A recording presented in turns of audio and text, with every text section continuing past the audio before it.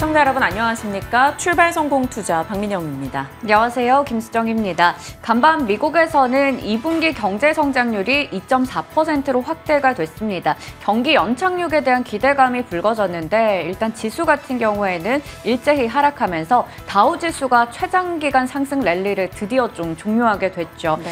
그리고 시간 외 거래에서 인텔이 실적을 발표하고 나서 8% 가까운 상승세를 나타내고 있습니다. 실적 쏟아졌고요. 그리고 생각보다 특징주가 너무 많았던 장이기도 합니다. 굵직한 이슈들도 있었으니까요. 같이 정리하면서 전략까지 챙겨가시길 바랍니다. 자, 일단 어제 보여드렸던 내용 하나 보고 갈게요. 2차 전지에서 나오는 수급이 어떻게 될 것인가, 그게 어제 가장 큰 관전 포인트였습니다. 2차 전지에서 2차 전지로 가게 될지, 2차 전지에서 반도체나 바이오, 다른 섹터로 옮겨가게 될지, 어느 곳에서도 그걸 못 받아줄지가 시장의 하나의 관전 포인트였는데 어제는 일단 반도체와 바이오가 받아갔습니다. 그 외 섹터까지 낙폭과대 소외주까지 같이 수급의 영향을 받으면서 어제는 참 올라간 섹터가 많았던 하루였죠. 삼성 바이오로직스도 급등이 나왔었고요. 네이버, 카카오 등의 강세도 도드라졌습니다. 그리고 반도체 쪽 SK하이닉스의 폭등도 눈에 띄었죠.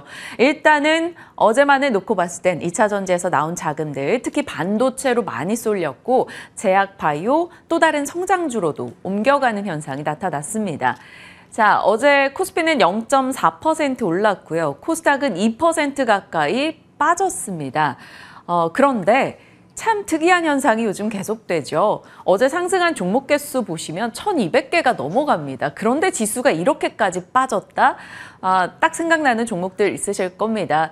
코스닥 상승 상위권에 있는, 그동안 총 상위권에 있는 그들 종목들이 급락하면서 지수를 끌어내렸고요. 그 밖에 다른 종목들은 꽤나 많이 올라갔던 어제였습니다. 그 전날에 코스피에서 상승 종목 비중이 6%밖에 되지 않았습니다. 그런데 어제는 상승 종목 비중이 81%나 됐어요. 그런데도 주가가 강보합 수준이었다. 이 말은 즉슨 떨어진 종목들의 낙폭이 심했다라는 게 되겠습니다. 생각나는 종목들은 2차 전지 쪽이 되겠죠. 어제 2차 전지, 에코프로 일가를 비롯해서 대다수가 빠졌습니다. 떨어진 섹터로 보시면 화학 섹터, 철강, 유통, 마치 다양한 섹터가 빠진 것 같지만 그 내부를 들여다보면 화학 섹터 내에서 LG화학과 SK이노베이션이 10% 가까운 하락, 철강 섹터에서는 포스코홀딩스와 TCC스틸의 급락, 그리고 유통에서는 포스코인터의 하락 등이 영향을 줬습니다. 결국 2차 전지가 전체적인 섹터를 다 끌고 내려갔다라는 게 될 것 같고요. 또 하나 빠진 섹터 눈에 띄는 게 건설기계와 조선 쪽이 되겠습니다. 건설기계 섹터는 나름 실적에 대한 모멘텀을 선반영했다라는 쪽으로 해석이 되면서 낙폭 과대주로 자금이 빠지는 현상이 나타났고요. 조선은 어제 대거 실적을 내놨는데 예상 하회 실적들이 꽤 있었습니다. 그러면서 조선주들의 빠진 것도 눈에 띄는 특징이었죠. 자, 그럼 올랐던 쪽을 볼까요? 2차 전지가 급락하면서 온기가 확산됐습니다. 반도체, 의약품, 성장주, 리오프닝 등등등. 다수의 섹터가 어젠 올라가는 모습이 나타났죠. 지금부터는 관전 포인트를 어떻게 잡아야 될까 시장은 고민하고 있습니다. 2차 전지의 하락으로 인해서 다른 섹터가 올라가 준 것은 어찌 보면 시장 측면에서는 다른 섹터의 상승이 반가울 수 있습니다. 그런데 지금 이 현상이 계속 이어질 경우, 그러니까 2차 전지의 급락이 지속될 경우는 시장이 상당히 부담스러울 수 있다라는 지적이 나오고 있습니다. 왜냐하면 2차 전지가 급락을 거듭하게 되면 어느 순간 2차 전지의 자금이 묶여 있을 수 있다라는 거죠. 속된 말로 물려 있는 분들이 포기를 하게 된다라는 겁니다. 그러면 시장에 자금이 돌지 않게 된다라는 첫 번째 우려감이 있고요. 또 하나는 2차 전지가 급락을 거듭할 경우 반대 매매가 출회되면서 다른 종목까지 같이 떨어지는 현상이 나올 수 있다. 이런 우려감이 등장하네요. 베스트 시나리오는 2차 전지의 약 조정으로 좀 지나가 주길 바라는 시각 등이 많습니다. 어떻게 될지는 봐야겠죠. 일단 어제는 2차 전지와 비 2차 전지의 구도가 형성됐던 하루였습니다. 자, 2차 전지 쪽 앞서 말씀드린 대로 많이 빠졌는데요. 포스코 그룹주 보시면 낙폭이 상당했습니다. 그리고 리튬 관련주들 그밖에 2차 전지 소재 장비 같이 밀려났어요. 그 전날 급락에 따른 투매가 나타났고요. 또 하나가 LG 에너지 솔루션이 2차 전지 성장 스토리에 찬물을 끼얹었습니다. 미국의 IRA 과연 지속될지 의구심이 든다. 우리가 2차 전지 쪽이 IRA 수혜 기대감이 꽤 컸었기 때문이죠. 그 의구심에 대한 이슈가 하나 있었고요. 또 하나 LG엔솔이 유럽권의 수요 부진 가능성을 언급했습니다. 그동안 2차 전지는 어차피 반드시 개화되는 시장이라는 것이 내저에 깔려 있었던, 기저에 깔려 있었던 성장 스토리 모멘텀이었는데 그 부분이 흔들릴 수 있다는 우려감이 더해진 거죠. 자, 또 다른 성장주로는 자금이 이동했습니다. 바로 인터넷, 게임, 이런 쪽, 바이오 쪽으로 좀 수급이 이동했는데요. 이쪽은 FOMC의 이제 이후에 금리 긴축 기조가 이 정도까지 고강도로 가지 않을 것이다라는 공감대 형성이 조금 영향을 주지 않았나 싶습니다. 네이버, 카카오가 급등이었고요. 게임주들 엄청나게 좋은 시세를 보여줬습니다. 얼마만입니까? 중국의 게임 이용자가 역대 최다를 기록했다. 게임 산업이 저점을 지나가고 있다라는 소식 등이 전달되면서 나름의 시장 분위기와 함께 맞물렸습니다. 의약품 바이오, 이쪽은 삼성 바이오로직스 급등이 있었고요. 유한양행 계속 좋은 흐름이네요. 한미약품까지 제약 쪽도 상승세가 돋보였습니다. 자, 좀 웃지 못할 이슈가 하나 있어서 정리해 볼게요. 국내에서 백화점, 예식장, 호텔 등을 운영하는 베뉴지라는 코스닥 상장사가 있습니다. 그런데 베뉴지가 7월 26일, 그러니 이틀 전에 2차 전지가 오후 1시경에 급락하던 그날이요. 그날 공시가 나왔는데 그게 이슈가 되고 있습니다. 그날 공시 내용이 삼성전자 주식을 한 250억 정도 처분을 해서 2차 전지에 투자를 했다라는 거였습니다. 자산 매각하고 신규 투자해서 수익성을 끌어올린다라는 거였는데 그때 투자한 종목들이 이거예요. 포스코 피처엠 홀딩스 인터내셔널 에코프로그램. 하필 그날 샀고요. 그날 이후로 지금 손실액이 상당할 것으로 시장은 추정하고 있습니다. 평가 손실액 한 44억 정도 추정이 되는데 단 한 24시간여 만에 이 정도 손실이 난 거죠. 그런데 이 규모가 베뉴지 지난해 영업이익의 절반 가까운 규모라고 합니다. 그래서 이 베뉴지 기업에 대해서 시장에 나름 안쓰러운 시각들도 모이고 있습니다. 웃지 못할 에피소드가 하나 생겨났네요. 자, 그리고 반도체 쪽이 어제는 유달리 강했죠. 반갑다 반도체 이런 느낌이었는데 여러 가지 명분이 있었습니다. 알파벳과 마이크로소프트 실적을 열어봤더니 AI 인프라에 공격적인 투자를 연말까지 강행하겠다라고 이야기를 꺼내놨습니다. 그러다 보니까 AI 쪽, 반도체 쪽 모멘텀이 된 거고요. 또 하나가 SK하이닉스에 이어서 삼성전자의 컨콜이었습니다. 메모리 감산한다라는 이야기가 있었고 올해 4분기에 반도체 흑자 전환할 것이다라는 추정도 나왔고요. AI 경쟁, 이 두 업체가 HBM 갖고 우리가 계속 선두다라면서 싸우고 있죠. 그러면 그것은 투자로 연결되기 때문에 어제 시장에서는 그 효과가 나타났습니다. 삼성전자 컨콜에서 감산 효과가 보이고 있다. 낸드 감산폭 추가하겠다라며 감산 의지 밝혔고요. HBM 캐파를 늘릴 것이다라고 밝혔습니다. 그리고 GAA 수직 적층 개발에 나선다라는 얘기까지 들려왔죠.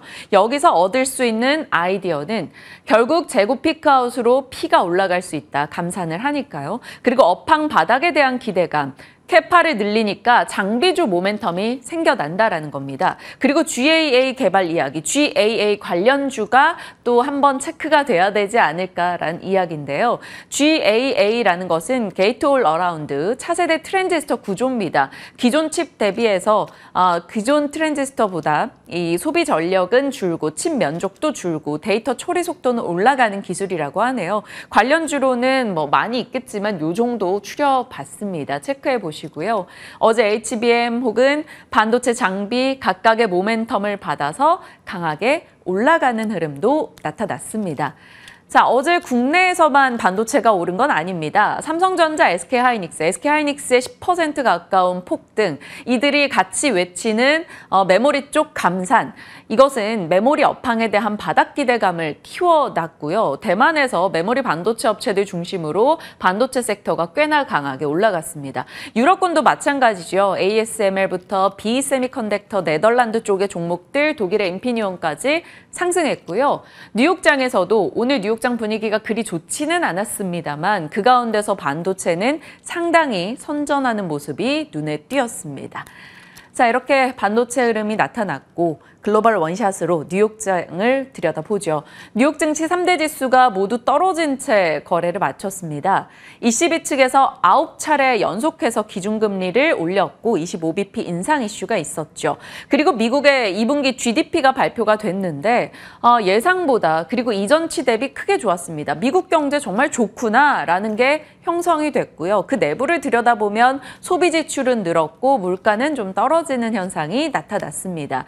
좋은 흐름으로 보는데 시장에서는 강력한 GDP를 보고 나니 제롬 파월 연준 의장이 경기가 어느 정도 꺾여야지만 물가 둔화가 제대로 나올 것이다라고 얘기했던 말이 생각이 난 겁니다. 그러니까 긴축이 또 되지 않을까라는 우려감이 등장했죠. 그러면서 금리 달러가 올라갔고 긴축 가능성이 조금 상향됐습니다. 이게 시장에 부담이 됐죠. 그리고 또 하나 시장에서 부담됐던 내용 중 BOJ가 눈에 띕니다. 오늘 일본의 통화정책회의 BOJ가 있는데 여기서 YCC 정책에 대한 변화 언급이 나왔습니다. 일본 언론의 보도가 있었고요. 그 부분이 뉴욕장을 좀 뒤흔들어 놨는데 이건 잠시 후에 살피도록 할게요.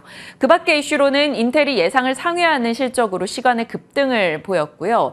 테슬라에 대항한다라는 취지하에 현대차를 필두로 해서 7개 완성차 업체들, 독일, 미국 다국적 업체들이 모여서 충전 동맹을 맺었습니다. 이게 또 테슬라에는 약간의 영향을 줬어요. 테슬라 비롯한 전기차 떨어졌습니다. 특징주로는 한국의 감산 이슈 속에 마이크론 유달리 기뻐하네요. 5% 이상 상승했고요. 요즘 항공 쪽들 미국에서 실적이 조금씩 깨집니다. 사우스웨스트 항공이 예상 하회 실적 내놓으면서 9% 급락, 오늘 항공주들 좀 많이 밀렸습니다. 반면에 여행이나 호텔 쪽은 괜찮았거든요. 로열 캐리비안 크루즈는 호실적 내놓으면서 8% 이상 급등, 크루즈주 전반의 강세가 나타난 오늘이었습니다. 자, 일본의 BOJ 얘기해보죠. 일본 언론 측에서 BOJ 통화정책회의에서 YCC 정책 조정 가능성이 있다라고 얘기했습니다. 장기금리 상향에 대한 가능성을 얘기했는데요. 일본은 2016년도부터 YCC 수익률 통제곡선 이 정책을 써왔습니다. 쉽게 얘기하면 일정 수준 이상으로 가둬서 장기금리를 유지하는 것을 말합니다. 그를 위해서 지속적으로 국채를 매입하고요. 자, 그럼 이 과정이 있으면 어떤 현상이 벌어질까 찾아보면 이 정도로 낮은 수준으로 장기금리가 유지가 되는 사이에 다른 국가의 금리들, 미국을 필두로 해서 이렇게 금리가 올라갔습니다. 그러면 이쪽 금리가 올라가게 되면 자연히 일본에서는 금리가 높은 곳으로 자금이 이동하게 되죠. 그동안 그런 현상 속에 달러 강세, 엔화 약세, 일본의 수입 물가가 상승하며 일본의 물가가 올라가는 현상을 빚었습니다. 그런데 이 부분을 올릴 수 있다는 겁니다. 작년 12월에 0.25에서 0.5로 이미 한 번의 폭을 올렸는데 이게 또 상향된다면 일본의 금리가 올라가게 되네? 일본이 이제 금리를 가두지 않을 건가 봐 라고 인식이 되죠. 그러면 해외 자산을 매각하고 다시 일본으로 자금이 들어오는 계기가 될 수 있습니다. 그 매각하는 과정에서 미국의 국채 매각이 있게 된다면 국채 가격은 떨어지고 국채 금리는 올라가는 현상이 나올 수 있겠죠. 그 부분에 대한 우려를 반영해서 뉴욕장이 그렇게 출렁임을 보였다라고 시장은 판단하고 있습니다. 오늘 BOJ에서 어떤 얘기가 나오는가가 중요해질 것 같습니다. 자, 그리고 뉴욕장 전반적인 섹터 분위기 보신다면 특히나 반도체였습니다. 반도체 쪽 도드라졌고요. 유달리 쨍한 반도체 쪽은 장비입니다.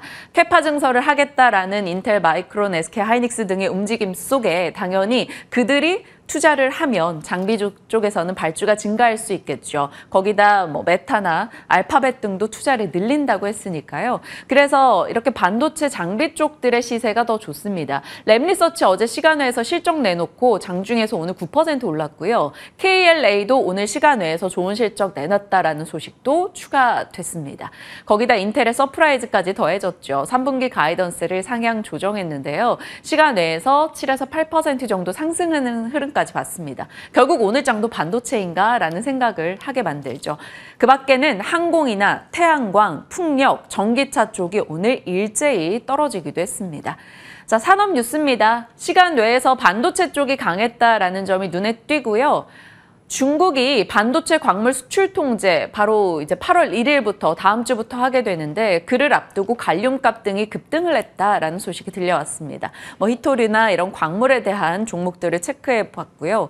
AI 이슈도 계속 들리긴 하네요. 삼성 SDS가 어제 실적 발표하고 나서 생성형 AI 플랫폼 서비스를 하겠다라고 밝혔고요. 그러면 삼성과 AI 연결되면 엠로 등의 종목들 생각이 나죠. 그리고 SK 측에서도 텔코와 손잡고 AI 언어 모델을 구축한다. 라는 얘기 있었죠. 또 8월에는 네이버의 하이퍼클로바가 출시될 예정입니다. AI 모멘텀도 계속해서 생겨나고 있는데 어제장에서는 AI 관련주들의 시세는 그리 좋지 않았습니다.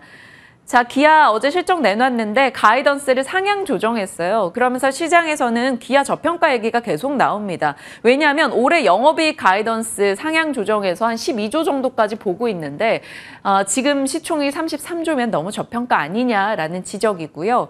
루닛은 아스트라제네카가 루닛에 러브콜을 보냈다, 뭐 도와달라라는 이슈가 있었다면 시간외에서 8% 오르기도 했네요.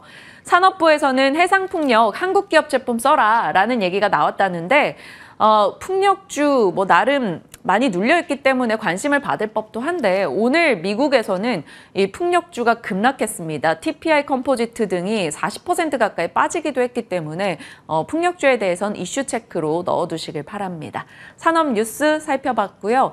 어제 낙폭 과대 종목에서도 반등이 나왔는데 오늘 그 부분 하나 짚어주신다고요. 네, 앞서 민영 앵커가 또 국내 시장 정리하시면서 리오프닝 관련주들 얘기 잠깐 해주셨던 것 같은데요. 중국인 관광객들이 단체로 한국에 방문할 수 있다라는 기대감이 나오고 있습니다. 그 뉴스부터 정리해 보도록 할게요. 먼저 오영훈 제주도지사와 싱하이밍 주한 중국 대사가 만남을 가졌습니다. 여기서 중국인 단체 관광 체계 협조해 주세요라고 요청을 했는데 거기에 대해서 조만간 좋은 결과가 있을 거예요 라는 이야기를 냈습니다. 그렇게 되면서 다시 300만 요우커가 우리나라로 들어오는 것인가 라는 기대감이 나타나고 있는 상황이죠. 제주도를 방문한 중국인들의 추이가 어땠을까요? 2016년에는 무려 300만 명을 넘었습니다. 그런데 코로나가 터지고 나서 2019년에 거쳐서 2020년까지 무려 10만 명까지 뚝 떨어진 것을 확인할 수 있습니다. 2022년 바로 작년에는 사드의 한알령의 코로나 이슈까지 더해지면서 1만 명도 채 안 되는 관광객들이 한국을 찾았습니다. 그런데 올해 1월부터 5월까지 전년 동기 대비해서 20배 정도 늘어난 4만 명 이상으로 일단은 회복세를 나타내고 있고요. 올해 상반기에 중국의 직항 노선이 재개가 되면서 이 개별적으로 찾아오는 관광객들을 봤을 때도 8만 명 정도가 제주도를 찾았다고 합니다. 그러니까 아무래도 이제 중국인들이 단체로 좀 들어오게 될 것이다라는 기대감도 나오고 있고요. 가장 큰 영향을 미치는 게 해외 직항 노선의 수가 이제 늘어나고 있고 그 편도 많이 증편을 하고 있다라는 게 되겠죠. 6월 중순에는 주 60회 수준이었는데 현재는 100회 정도 됐다고 하고요. 6월 말에는 베이징부터 해서 여러 또 직항 노선들이 확대가 됐고 7월에는 보시는 것처럼 마카오 노선이 추가됐습니다. 제주 드림타워는 중국의 단체 관광에 좀 이제 활성화가 된다면 객실과 카지노가 수혜를 누릴 것이다라는 이야기를 했고요. 롯데 관광개발 같은 경우에도 직항편을 확대하고 무비자 입국이 되면서 지금 많은 코로나19 이전 수준까지 관광객들이 들어오며 지금 회복을 하고 있는 상태라고 합니다. 네, 어제 리오프닝 관련주들이 정말 시원하게 날아올랐습니다. 화장품 대표주들 보면 3거래일 연속으로 줄줄이 빠졌었거든요. 그럼에도 불구하고 어제 장에서는 정말 강하게 올라가는 모습 보여줬습니다. FN가이드에서 화장품 관련된 종목들만 모아놓은 지수가 있어요. 최근 6개월 동안 17% 빠졌고요. 한 달 동안 거의 8% 넘게 밀렸습니다. 그랬는데 어제 정말 이 대표적인 아모레퍼시픽이 14%, LG생활건강도 10% 가까이 올라가면서 이거 무슨 일이야? 라는 생각도 들었고요. 반갑기도 했습니다. 워낙에 이쪽에서 잘 올라가다 보니까 최근에 마녀공장이나 뷰티스킨 같이 신규 상장주들이 맥을 못 추리고 있거든요. 그 부분도 어느 정도 이슈가 묻혔다라는 그 평도 있었고요. 그리고 어제 이들도 같이 올라갔습니다. 그 외에도 백화점이나 일반 상점 쪽도 전체적으로 봤을 때 5% 정도 강세를 나타냈고 호텔이나 레스토랑이나 레저나 항공주들도 올라갔습니다. 하지만 간밤에 앞서 체크해봤듯이 미국에서 항공주들이 좀 빠졌기 때문에 오늘 그 부분은 좀 우려가 되기도 합니다.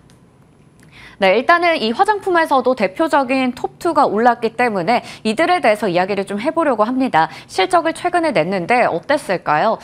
지금 보시는 것처럼 아모레퍼시픽 매출은 전년 동기 대비해서 소폭 올랐고요. 영업이익도 보시는 것처럼 전년 동기 대비해서 흑자로 돌아섰습니다. 하지만 영업이익이 고작 59억 원으로 집계가 되어 있죠. 이건 국내 쪽에서 영업이익이 368억 원이 나왔지만 해외 쪽에서 영업이익이 영업 적자를 기록했기 때문입니다. 327억 원의 적자가 나오면서 이렇게 합쳐지면서 60억도 채 안 되는 영업이익이 나온 거고요. 지금 이렇게 봤을 때 상반기 누적으로 봤을 때 영업이익은 전년 동기 대비해서 50% 정도 감소한 수치라고 볼 수 있겠습니다. 중국을 중심으로 해서 포트폴리오 다변화를 꾀하고 있는 상황이긴 하지만 아직까지 뚜렷한 개선세가 나타나고 있진 않고요. 북미나 유럽이나 중동, 아프리카 쪽 등등 해외 사업의 매출처를 늘리고 있지만 아직까지 실적에 그게 제대로 반영이 되고 있는 것 같진 않습니다. 일단 해외 사업의 수익성이 악화가 됐습니다. 하지만 그럼에도 불구하고 해외 쪽에서 매출은 괜찮았어요. 지금 보시는 것처럼 전년 동기 대비해서 전체적으로 30% 가까이 늘었고요. 북미나 유럽, 중동에서의 매출도 크게 증가한 것을 확인할 수 있습니다. 그러니까 지금 관건이 되는 것은 해외 사업이 되겠죠. 반면에 LG생활건강의 실적은 매출도 영업이익도 전년 동기 대비해서 좋지는 않았습니다. 화장품 사업 같은 경우 2분기 매출이 보시는 것처럼 전년 동기 대비해서 9% 밀렸고요. 영업이익도 25%나 빠졌습니다. 음료 부문 쪽에서 매출이 잘 나왔음에도 불구하고 화장품만 놓고 봤을 때 전체적인 매출은 역성장했다라고 평가를 내릴 수 있겠죠. 중국에서 지금 리오프닝에 대한 그 부분이 뚜렷하게 개선이 나오고 있지 않고 아쉽다 보니까 그런 부분도 크게 영향을 줬을 거고요. 주요 채널들의 실적이 둔화됐고 북미에서는 구조조정 관련해서 비용이 좀 발생했다라는 부분도 실적에는 부담으로 작용했습니다. 네, 그러면 다음 페이지 넘겨서 좀 보려고 하는데요. 사실 이미 우리가 잘 알고 있듯이 대형주들은 중국의 의존도가 너무 높기 때문에 중소형주가 잘 갔고 중소형주를 주목하자라는 시각도 계속해서 우세한 걸 볼 수가 있었죠. 그러면 중국의 소비시장 진짜 잡을 수 없을까요? 이 부분 좀 체크해 보려고 합니다. 리오프닝이 되고 나서 중국에서의 실물 경기 예상치는 하회했습니다. 6월 말 봤을 때도 중국의 PMI가 49를 기록하면서 3개월 연속으로 50을 하회하는 모습을 나타냈는데요. 그러다 보니까 경기 수축이라는 이제 이야기가 나왔고 자연스럽게 한국 화장품의 구매량도 낮아진 것으로 보입니다. 5월 중국에서의 이 한국의 화장품 수입액을 보더라도 4개월 연속으로 감소하는 흐름을 나타내기도 했습니다. 그리고 무엇보다 중국 내에서 지금 화장품의 소비 성향에 크게 변화가 나타나고 있는데요. 최근에 젊은 세대층을 중심으로 해서 자국산을 선호하는 애국 소비 현상이 나타나고 있고요. 그리고 한국산 화장품 브랜드들은 보통 중저가의 기초 라인이라고 하죠. 그런 것들을 많이 내면서 인기를 끌어왔었는데 최근에 중국에서는 진하게 하는 색조 화장이 유행하고 있다고 합니다. 그러다 보니까 중국산 화장품의 품질도 좋아진 상황에서 중국산 자국 거를 쓰자라는 지금 인식도 나오는 상황에서 아무래도 중국 시장을 잡기가 어려울 거다라는 게 한 번 더 확인이 되는 거죠. 그렇다면 희망은 없을까요? 증권가에서는 하반기 이후에는 반등할 수 있다라는 기대감도 내고 있습니다. 무엇보다 비중국 지역의 중요도가 많이 높아지고 있기 때문에 여기서 이제 안정적인 매출을 끌어올린다면 밸류에이션 회복을 할 수 있다라는 이야기도 내놓고 있고요. 북미에서는 미국의 대표적인 블랙 프라이데이를 비롯해서 여러 가지 하반기에 쇼핑 관련된 행사가 있습니다. 관련해서 매출이 잘 나온다면 해외 법인에서도 성장성을 보일 수가 있겠고요. 특히 아모레퍼시픽의 북미 법인은 매출 고성장이 지속될 것으로 전망되고 있습니다. 마지막으로 아직까지는 아쉬운 모습을 보였지만 하반기 이후에 중국에서 또 다른 경기 부양책들을 내놓고 강화를 한다면 그 부분도 기대할 수 있다라는 이야기를 내놓고 있었습니다. 화장품 좀 체크를 해봤고요. 이번에는 여행이나 레저 같은 다른 쪽 보려고 합니다. 역시나 이쪽도 좋지 않았어요. 타이거 여행 레저 ETF의 한 달 수익률 보시면 10% 넘게 밀렸습니다. 여러 가지 부분들 담고 있는 ETF가 될 텐데 이 하반기에는 성수기 효과를 누릴 수 있을지 그 부분이 좀 궁금해집니다. 항공사들의 2분기 실적은 생각보다 양호하게 나오긴 했지만 시장의 기대보다는 못 미쳤습니다. 티웨이 항공 대표적으로 보시는 것처럼 전년 동기 대비해서는 흑자로 돌아섰지만 전 분기 대비해서 좋지 않았거든요. 그러다 보니까 LCC 다 같이 좀 우려된다라는 이야기가 나왔고요. 7월 기준으로 봤을 때 대한항공 제외하고는 모두 다 하락세를 나타냈습니다. 다음으로 여행사 볼 텐데 팬데믹 이후에 확실히 많은 사람들이 패키지보다는 개별 여행을 선호하고 있죠. 그러다 보니까 아무래도 여행사들도 지금 상황이 좋진 않습니다. 5월에 대한민국의 출국자들을 봤을 때는 2019년 5월 대비해서 거의 70% 정도 회복했거든요. 하지만 6월에 전체 송출객을 봤을 때는 40% 정도밖에 되지 않는 수준의 회복세를 나타냈습니다. 이렇게 일제히 빠진 것 확인할 수 있고요. 마지막으로 카지노가 될 텐데 중국 관광객들의 큰손 효과가 미미했습니다. 그러다 보니까 파라다이스 제외하고 GKL이나 롯데관광개발 일단 일제히 또 하락세를 나타냈고요. 무엇보다 내국인들의 수요 회복도 더디죠. 지금은 그냥 관광지에 가서 호캉스 즐기는 인구는 많겠지만 아무래도 카지노를 찾는 발길이 좀 끊어지다 보니까 강원랜드도 7월 기준으로는 8% 정도 내렸습니다. 오늘 이렇게 해서 여러 가지 좀 그동안 소외되어 있었던 리오프닝주 알아봤는데요. 과연 하반기 전략 어떻게 세워보면 좋을지 여쭤보도록 하겠습니다. 네. 리오프닝 갖고 계신 분들은 정말 궁금하실 겁니다. 그래서 그 부분에 대한 전략도 자세히 담아갈 거니까요. 함께 하시고요. 2차 전지와 반도체의 방향에 대해서도 이야기 나눠가겠습니다. 지금부터 전략 챙겨보시죠.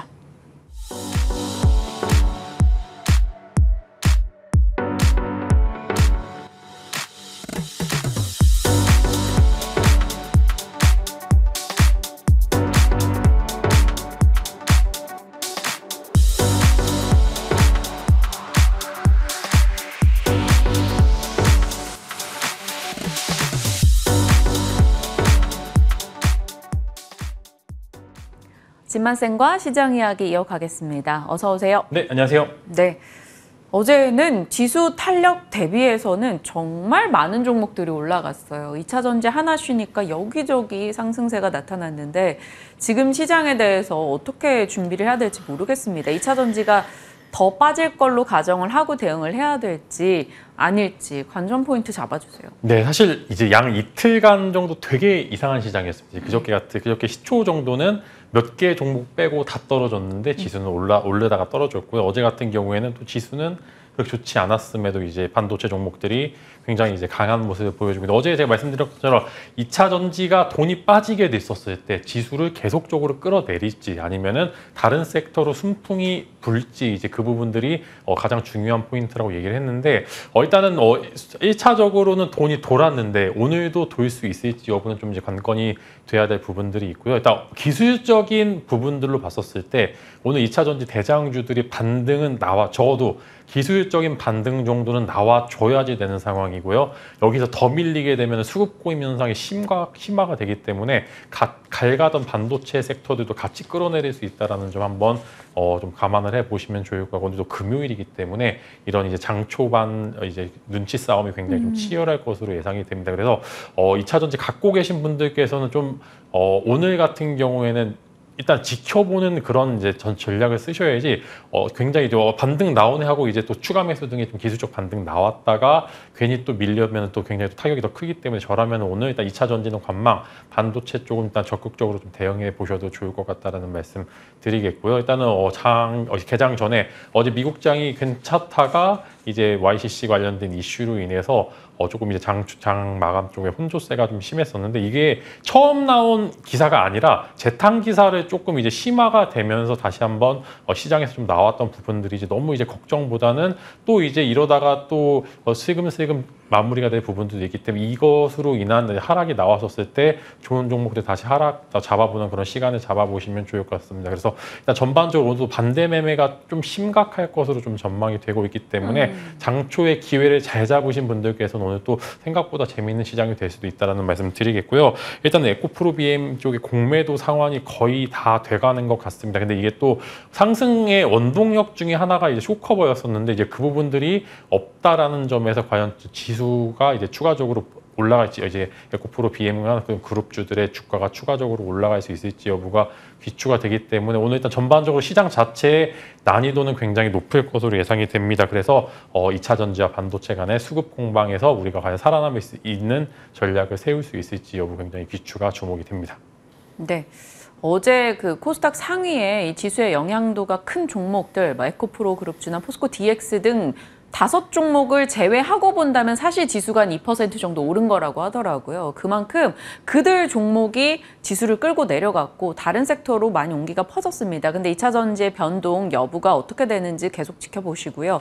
일단은 오늘까지도 반도체에 조금 더 이제 시속 게임에서 우위를 잡을 것 같은데 반도체 쪽도요. 반도체가 뭐 한동안 2차 전지에 가려져 있긴 했으나 그래도 이들도 차트 보면 나름 많이 올라와 있는 상황이거든요. 그러니까 이쪽도 시세가 계속 붙을 수 있을지 궁금합니다. 뭐 지금 뉴스로는 인텔 뭐 실적도 그렇고요. 삼성이나 SK 하이닉스도 그렇고 그들의 방향은 반도체가 더 잘 갈 것 같다고 얘기해 주는데 어떻게 보십니까? 네, 일단 저 반도체 같은 경우에는 이제 좀 신선한 재료 위주로 좀 선택을 하셔야 되는데 지금 이제 어제 같은 경우에는 후공정 업체와 HBM 관련주들의 흐름이 굉장히 좋았었는데 반도체 내 테마에서도 굉장히 이제 신선한 테마가 있습니다. 이제 EUV라든지 아니면 이제 HBM 반도체 같은 AI 반도체 혹은 후공정 같은 특정하게 섹터 안에 섹터가 좀 가파르게 오른 종목들이 있는데 지금은 사실 반도체에 대해서 소외 섹터를 컨택하시기보다는 이제 주도하고 있는 섹터 위주로 컨택을 하시게 된다라고 하면 이제 이전에 2차 전지와 흐름이 비슷합니다. 물렸지만 금방 돌아갈 수 있는 이제 그런 여부가 굉장히 주목이 되기 때문에 한번 관심 가져보시면 좋을 것 같고 이제 어제 또 LX 세미콘 같은 경우에 시간에부터 이제 계속 급락 나왔다가 어제 딱 241선 지지받는 모습을 보여주고 있는데 사실 실적 반도체 종목들이 대부분 실적이 안 좋습니다. 그렇기 때문에 이런 실적 쇼크로 인한 급락은 어느 정도 일부 기회가 될 수도 있고요. 지금은 미래 가치에 대해서 실적을 땡겨 와서 좀 플러스되는 요인들이 많기 때문에 이런 반도체 종목들이 신선했었는데 주가 하락이 이제 실적 부분들에 대해서 나오게 된다라고 하면 기회로 삼아 보시면 좋을 것 같고 방금은 힌트 하나 드린 거로 이제 생각이 됩니다. 좋습니다. 여러분 잘 체크하시길 바라겠고요. 잠시 후에 또 진만쌤은 종목 얘기를 어떻게 하시는지에 대해서도 공개될 거니까 끝까지 함께 해주시고요. 리오프닝 쪽이요. 시장의 관심권 여기서 완전히 밀려나 있었던 네이버, 카카오, 게임, 리오프닝 이런 쪽에 어제는 반등을 보였습니다. 이게 일시적으로 끝날 것인지 여부가 중요한데 리오프닝도 어제 화장품, 항공, 카지노, 특히 화장품주, 아모레퍼시픽, LG생활건강 이 무거운 종목들이 10%씩 올랐더라고요. 카지노도 급등이 나왔고 중국인 관광객, 단체 관광객이 들어올 수 있다라는 기대감이 좀 작용을 했는데 어떻게 대응하실 거예요, 쌤이라면? 이제 각각 이제 코멘트를 하나씩 드리면은 거의 이제 수주앵커님이 이야기한 거랑 동일하긴 한데 저는 일단 아모레퍼시픽과 이제 롯데 LG생활건강 같은 경우에는 여전히 그렇게 좋지 않을 것으로 전망이 됩니다. 중국 쪽 소비가 늘어날 수도 있겠지만 지금 이제 요즘 트렌드가 많이 바뀌었더라고. 예전에는 이제 비싼 이제 그 고급 라인 화장품들이 굉장히 중국에서 많이 팔렸는데 이게 중국 쪽 제품으로 좀 대체가 되다 보니까 이번 분들이 정말로 실적이 확 오르기 쉽지 않은 부분들이 좀 있기 때문에 이런 부분 한번 체크해 보시면 좋을 것 같고요.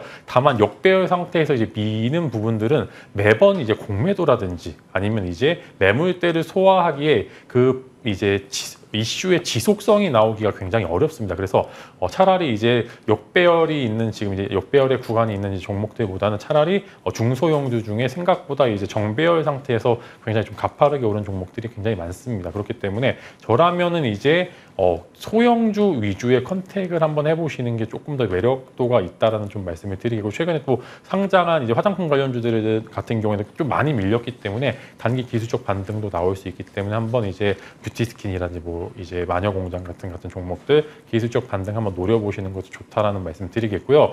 카지노는 마찬가지로 지금 사실 카지노를 그렇게 많이 가시는 분위기는 아니더라고요. 예전에 정말 핫했던 때보다는 지금 국내도 그렇고 전반적으로 이제 관광의 목적보다는 여행의 목적이 좀 강하기 때문에 카지노 쪽 수요가 확실히 좀 둔화가 되고 있는 건 맞는 것 같고요. 실제로 관련주들의 주가 흐름을 보면 이제 생활건강이 거의 비슷합니다. 완전히 이제 소외받아서 쭉 밀렸다가 양보 하나 나온 정도, 이제 그 정도에 좀 그치고 있는데, 일단은 실적은 생각보다 괜찮을 것으로 전망이 되나, 이게 또 성수기 쪽을 땡겨서 쓴 그런 부분들이기 때문에 저는 마찬가지로 지속성 여부가 좀 불투명하다라는 좀 말씀을 드리겠고, 종목별로 사실 조금 일부 다른 모습을 보여주긴 하나 카지노도 마찬가지로 그렇게 매력적인 구간은 아니다라는 좀 말씀을 드리겠고요. 반대로 이제 항공 쪽 말씀을 드리면은 이제 대한항공, 아시아나항공이 어느 정도 이제 노이즈에서 좀 자유로워지는 것 같긴 합니다. 이제 관련된 이슈가 나오더라도 그렇게 크게 하락은 하진 않더라도 합병 관련된 이슈로는 그렇게 하락이 크게 나오지는 않고요. 지금 이제 성수기에 진입이 되어 있기 때문에 제가 강조드렸던 부분들이죠. 지금 여태까지의 LCC나 대형 국적사 같은 경우에는 일단은 티켓을 판매하는 것에 조금 포커스를 두고서 일단은 수요가 있기 때문에 티켓이 좀 저렴하더라도 많이 팔자라는 그런 분위기였었는데, 이제 3분기가 진입이 되면 성수기가 이거 지금 이제 슬슬